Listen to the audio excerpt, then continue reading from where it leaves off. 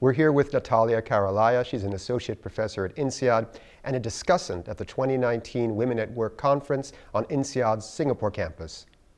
Thank you for being here. Thank you for inviting me. My pleasure. The self-confidence gap is often used to justify gender gaps in the workplace.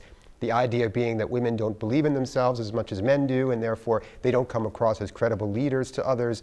You've done some research that suggests pretty powerfully that that's wrong. And what we found is that high-performing men and women, they have the same level of self-confidence.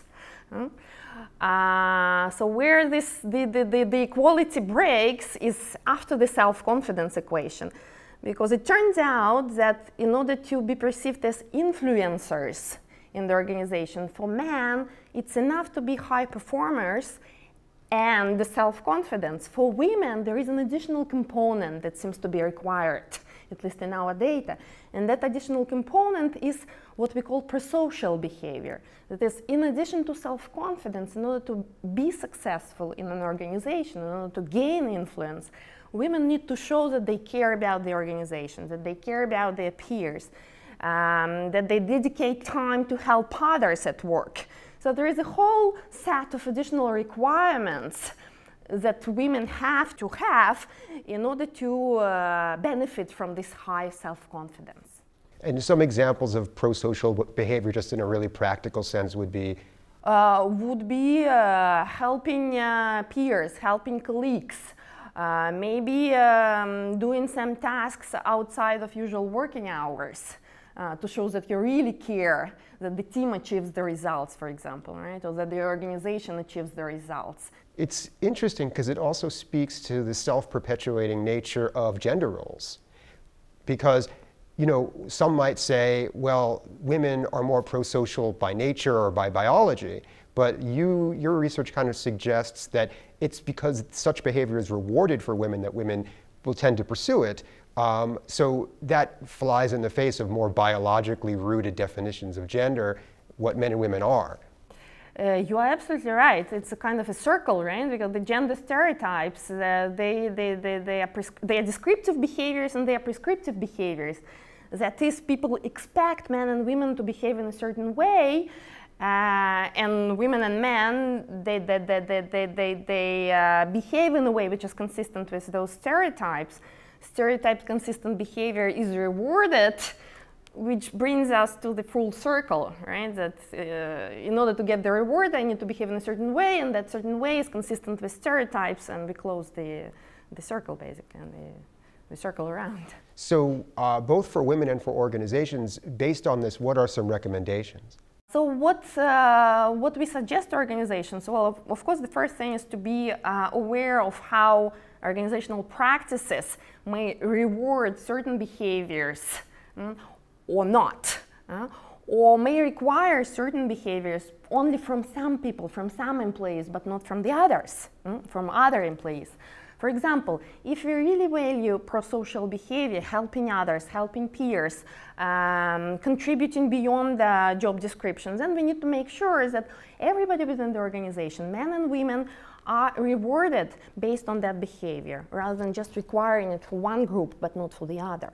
So being explicit about requirements is one step towards overcoming the obstacles that we found in our research.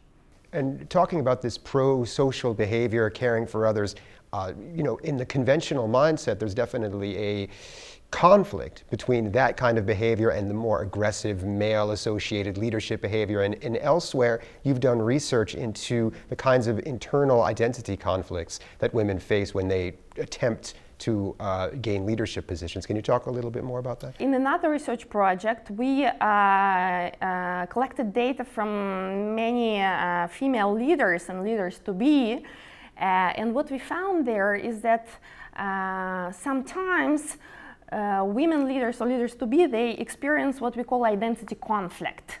That is a perception that being a woman makes me less influential as a leader. Now, what we found is that this perception of internal conflict reduces women's motivation to lead. They start to perceive the leadership role as a duty rather than as something that is very pleasant to do, something that is fulfilling and something that I can develop myself into. One solution for that negative link between the identity conflict and the consequences for leadership motivation is to have the positive identity, what we call it. And positive identity, we talk specifically about gender identity there. What is that, the positive gender identity? It is a perception that others value women, respect their opinion. So that's an external kind of image that I have. And also the internal image, that I value myself for who I am. Right? I don't need to adapt my behavior and to become who I am not. By valuing who I am and bringing in my positive skills and characteristics, I can become more successful. And to play devil's advocate for a moment, whenever you start talking about celebrating women, affirming women, uplifting women into leadership roles, some people would perhaps object that it's condescending because, you know, it's nothing special that a woman should be excellent. Shouldn't be any more surprising than a man being excellent. Well, it's a good question. Should we even talk about the female leader? Should we make any difference between female leader and male leader? And in an ideal world, we shouldn't, I believe, right? Now, in the world we are currently living at, there are different standards, right? There are different standards that we apply to women within leadership context. And the women, they also internalize those different requirements. That's why I believe we do need to have a conversation about those different requirements, and we do need to talk about what organizations need to pay attention to if we want to develop both male and female talent and benefit from it within company context. Great. Thanks very much. Thank you very much for inviting me.